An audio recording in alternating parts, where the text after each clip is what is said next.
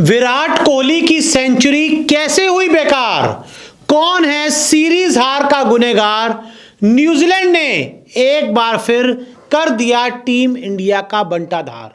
Series खेली गई भारत बनाम न्यूजीलैंड 3 मैचों की ओडीआई सीरीज।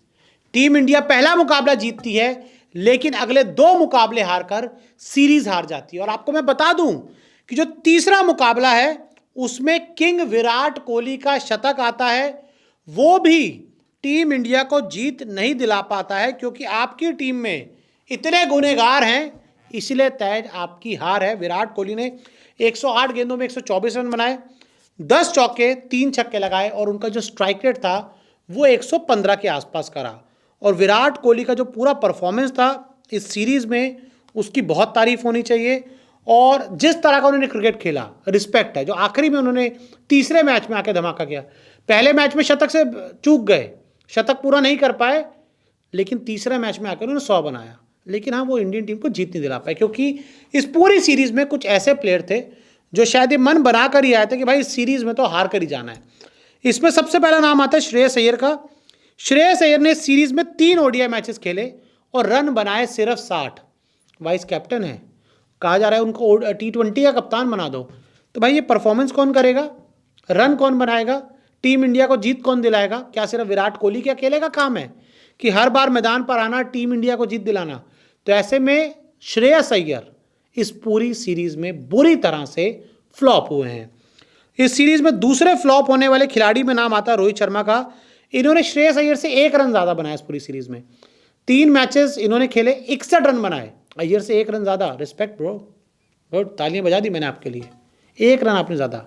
ऑस्ट्रेलिया में आपने बहुत रन बनाए, मैन ऑफ द सीरीज़ रहे, लेकिन आप वो सीरीज़ भी हार गए थे। अगर आप सबको याद हो तो वो भी सीरीज़ हार गए थे। अफ्रीका वाली सीरीज़ में आपका कोई 100 नहीं है, इंडियन टीम वो जीती सीरीज़, ये बात ठीक है। लेकिन इस सीरीज़ में अब आपका डाउनफॉल देखने को मिल गया है। और एक विजय हजारे की जो आखिरी पारी आपने खेली थी उसमें भी आप कुछ नहीं कर पाए थे, यानी कि पिछली 4 पारियों में रोहित शर्मा फ्लॉप हो गए हैं। तो ऐसे में यहाँ पर बल्लेबाजी में अय्यर जिम्मेदार हैं, साथ ही रोहित शर्मा भी जिम्मेदार हैं। गेंदबाजी में भी बहुत आपके जिम्मेदार हैं। गेंदबाजी में कुलदीप यादव पूरी सीरीज खेलते हैं, 3 मैचों में सिर्फ 3 विकेट ले पाते हैं और खूब रन खाते हैं। खूब पिटाई होती है, खूब धुलाई होती है, पूरी सीरीज में भाई कुछ नहीं कर पाते हैं। आखिरी मैच में भी बहुत मार पड़ती है, बहुत रन लुटाते हैं। और भाई साहब मिडल ऑर्डर ओवर्स में जो सबसे बड़ी कंसर्न है ना, मिडल ओवर, उसमें विकेट नहीं ले पाते हैं। और हम कह सकते हैं कि टीम इंडिया के इस हार के एक बड़े गुनहगार कुलदीप यादव भी बन जाते हैं। तो इंडियन टीम सीरीज हार गई। उम्मीद थी कि भाई चलो कम से कम इस सीरीज में तो आप जीतोगे। न्यूजीलैंड से जो पिछली हार मिली थी, अब उसका बदला किसी तरह से ले लोगे। लेकिन बदला आप तो भाई एक सीरीज और हार गए न्यूजीलैंड से। कोशिश तो ये थी ना कि आप न्यूजीलैंड को हराओगे, हिसाब बराबर करोगे, लेकिन अब ऐसा कुछ नहीं कर पाए। और साथ ही रविंद्र जडेजा की भी यहाँ बात कर लेते हैं। रविंद्र जडेजा भी टीम इंडिया की सीरीज आज के बहुत बड़े जिम्मेदार हैं। फ्लॉप शो पूरी तरह से देखने को मिला रविंद्र जडेजा के। आपको बल्ले से भी फ्लॉप शो देखने को मिला, गेंदबाजी से भी फ्लॉप शो देखने को मिला, और पूरी तरह से रविंद्र जडेजा इस सीरीज में स्ट्रगल करते नजर आए और टीम इंडिया की हार के सबसे बड़े जिम्मेदार गुनहगार बनते हुए नजर आए। तो ऐसे में अगर इतने सारे प्लेयर एक साथ पूरी सीरीज में फ्लॉप हो जाएंगे तो आप सीरीज कैसे जीतोगे? आप टीम इंडिया को कैसे चैंपियन बनाओगे? आप हार ही जाओगे।